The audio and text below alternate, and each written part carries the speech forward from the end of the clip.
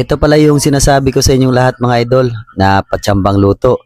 Pero napakasarap po ito mga idol.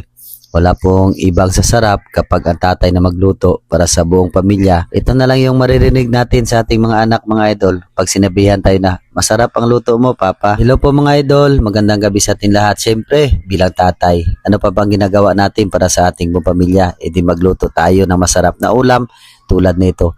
Una ko palang ginawa mga idol ay niluto ko muna yung patatas at saka carrots para madali ang luto lang po yan mga idol, para mamaya po paglagay natin sa ating niluluto ay sobrang lambot na po mga idol. Masaya ako mga idol sa ginagawa ko nito para sa pamilya ko bilang tatay. Sana din po mga idol, ganun din po kayo sa akin bilang tatay na nagmamahal at nag-aalaga sa buong pamilya.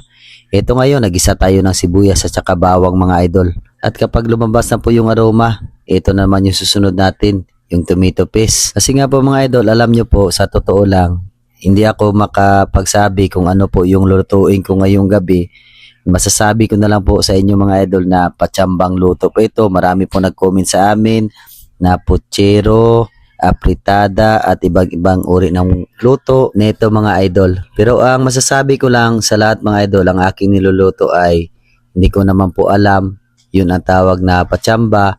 Basta masarap lang po ang aking niluluto at makakain at mabubusog po yung aking buong pamilya mga idol. Yun lang ang aking hangad sa aking sarili mga idol. Pero shoutout muna ako sa mga mahal kong solid followers. At sa lahat ng mga bagong followers, maraming salamat po sa panonood. God bless po. Shoutout pala kay Ma'am Mirian Amaranto from Baguio. At kay RG Espinili na taga Pangasinan. Shoutout po. At kay Renyil Ramos, shoutout idol. At kay Jerome Kilang na taga Tugigaraw. Yan, maraming salamat po mga idol sa suporta po ninyong lahat sa amin. Yun mga idol, pagkatapos ko po maglagay ng tomato paste, ito, sinunod ko na rin po yung saffron. At pagkatapos po ay chicken cubes. Depende po sa inyo mga idol, maglagay po kayo ng tomato paste. Yan, at saka chicken cubes. Pero sa akin ay saffron lang at saka ito pechay. Kasi nga po mga idol, hindi ako nakabili ng atsal o bell pepper tawag nun. Kasi nga po mga idol ay tayo lang din po yung kakain ng bell pepper. At pagkatapos ng ilang minuto ay tinanggal ko yung takip. Ginawa ko ang bango talaga mga idol. Inamoy ko. Sobrang bango. Naamoy ko talaga yung amoy ng ketchup. Ketchup. Siyempre bilang tatay masaya tayo mga idol sa ginagawa natin araw-araw. Kahit may trabaho tayo, at least may oras pa rin din sa ating pamilya.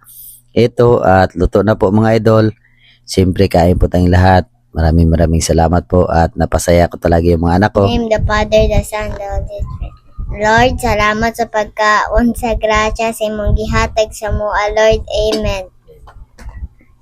Amen. Kain po tayong lahat mga idol. Masaya kasi mga idol, sa totoo lang, kapag ganito po tayong lahat, sama-sama po sa isang hapagkainan, kagaya po sa amin. Sana naman po mga idol ay katulad din po kayo sa amin na nagsalo-salo po sa isang hapagkainan. Masaya ako mga idol kasi nga po ay nakikita ko na sobrang busog talaga yung pamilya ko.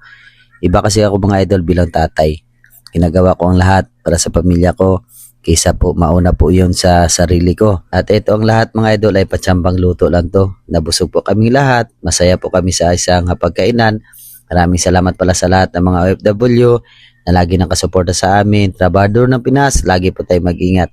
At siyempre hanggang dito lang mga idol yung video natin. Maraming salamat po sa panonood. God bless po. Ingat palagi.